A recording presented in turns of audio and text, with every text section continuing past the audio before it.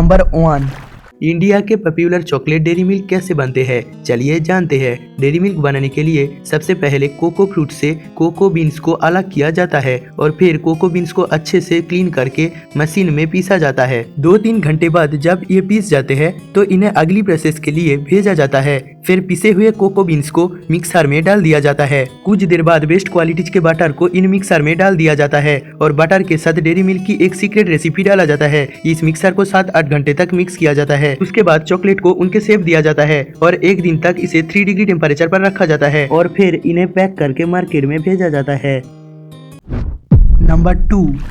आप कोई आर्टिस्ट है या स्टूडेंट, पेंसिल का इस्तेमाल तो आप जरूर किया होगा, लेकिन ये पेंसिल बनता कैसे है, चलिए जानते हैं। पेंसिल बनाने के लिए सबसे पहले पेंसिल के लीड को तैयार किया जाता है, जिसमें ग्रेफाइट, क्ले और पानी को अच्छी तरह से मिक्स किया जाता है। उसके बाद प्रेसिंग मशीन इस मिक्सचर को लीड का शेप देता है। उसके बाद लीड को सुखाकर 1500 डिग्री फ़ारेनहाइट पर पकाया जाता है और इन लीड्स को लिक्विड वैक्स में कुछ देर के लिए डुबाया जाता है। और अगर पेंसिल कलरफुल है तो इस वैक्स में कलर भी मिलाया जाता है। पेंसिल में जो लकड़ी यूज होता है वो देवदार है। सबसे पहले लकड़ी को शीट्स में काटा जाता है। उसके बाद मशीन द्वारा इनके ऊपर सांचे बनाए जाते हैं और इस सांचे में ग्लू लगाकर लीड को रखा जाता है और दूसरे तरफ से और एक शीट को रखकर कंप्रेसर मशीन में डाल दिया जाता है जो 900 किलो की फोर्स लगाता है। इसके बाद इन पेंसिल्स को अलग अलग डिजाइन पे काटा जाता है और इस पेंसिल्स को लेक्यूरिन हाइड नामक मशीन में कलर किया जाता है और अंत में पैक करके मार्केट में भेजा जाता है। नंबर 3।